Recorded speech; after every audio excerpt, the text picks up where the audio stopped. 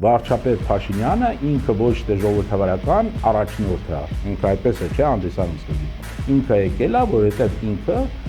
իր պատկերացմամբ ինքը Հայաստանի համար նոր Աթաթյուրքն է։ Այ եթե մենք չլինենք, պատերազմ կլինի։ Այ եթե ես էլ չանենք թուրքերի համար, պատերազմ կլինի։ Բայց տենց դու ինչն ես պատրաստ տալ եւ փոխել,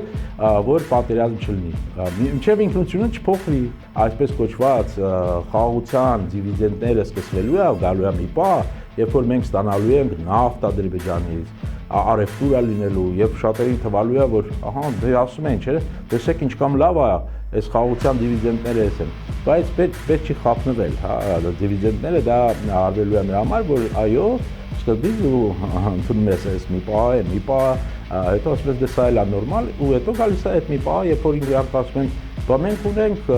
ադրբեջանցիներ, որոնք որ արդեն գույք ունեն Երևանի կենտրոնում, գնել են։ Եկեղեցին չպետք է լինի, ուրեմն ձեր եկեղեցին շատ հակաբան է տրամադրված, ռևանշիստ են եւ այլն, որովհետեւ ինչ որ նոր եկեղեցի պետք է։ Հա, պետք է նոր եկեղեցի լինի, որը ոնց որ մենք Թուրքիայում լծակները ունենք կառավարում ենք, ինչ որ ձևով նույնն էլ Հայաստանում պետք է լինի։